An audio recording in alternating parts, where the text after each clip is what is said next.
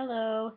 So I've decided to make some videos to document going through IVF and also to share my infertility journey. I've been watching other videos and it's really helped me along the way. I actually watch them all the time. I'm not sure why I don't comment or subscribe, but I decided I'm going to start doing that. I'm going to start making YouTube friends and writing and subscribing to other people's channels, so I would make my own also. A little bit about myself. I'm 31 and I've been going through this journey for a while now. I've been struggling with infertility for 6 years, two of which I've gone to the doctor for. The first 4 years, I don't know what took me so long.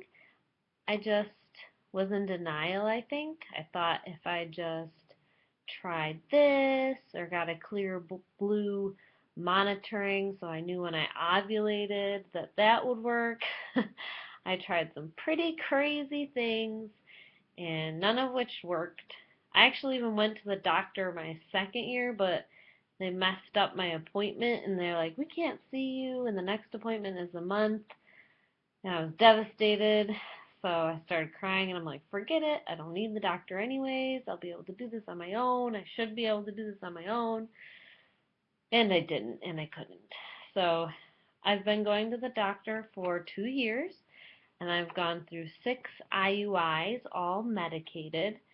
Um, None of them were successful. One, I actually had a chemical pregnancy. It was the fourth IUI, I think.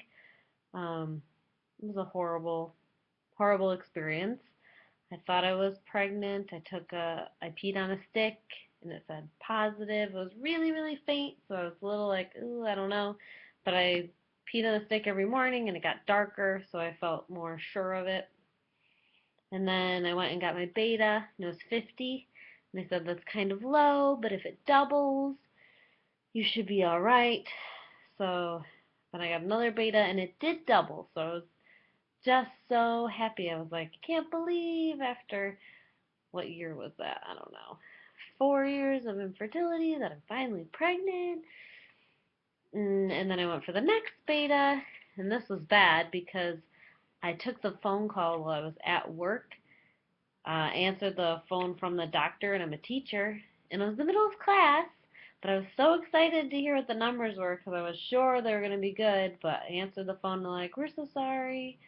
Um, your beta is now down to 20, so you should expect your period. We're sorry again. So that was horrible. Luckily, I have an aide in my room, and I could just say, excuse me a minute, I need to step out.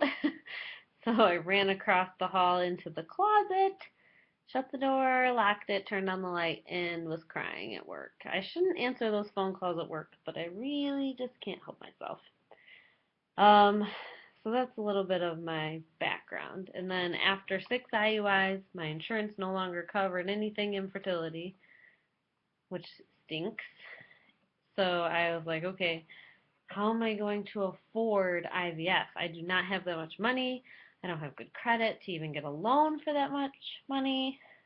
So I researched and researched, and I found um, this office that if you donate half of your eggs, like I'm unexplained and my husband has, it's weird. At first there was nothing wrong, then they're like, oh, there's a little bit of motility issues. And then a different time they're like, oh, there's only 1% morphology, we don't know what happened. So every time he's had it analyzed, it's been a different result, which is kind of weird.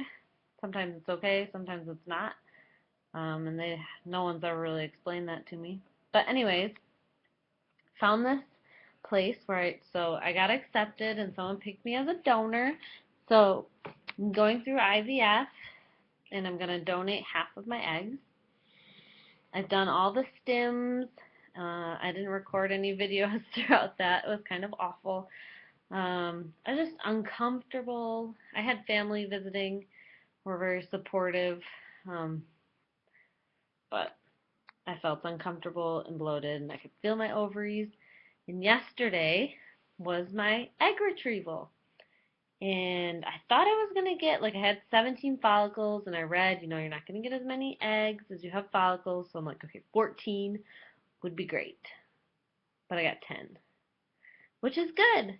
I'm happy. The lady next to me, I heard them giving her results, and she only got one egg, and I was like, okay, maybe the world is putting this lady next to me to make me feel grateful for my 10. Because I have to give 5 away, so I have 5 for myself. And we're doing ICSI, and they called this morning, and all 5 are still alive, and they fertilized, and that's really all they told me. I didn't know what to ask, like how many cells big. I think they're just 2 because it happened yesterday. But I'm going to continue to make videos and continue to give you updates to see what happens. Tomorrow they're going to call again, tell me how many are still alive and kicking. Hopefully all of them, but I know there's a good chance that not all of them will make it. Um, so we'll see. And then I have my transfer in the day after that. So I'm going to continue to make videos and upload them and give you my results and hopefully find some YouTube friends and subscribe to some other channels. So thanks for watching.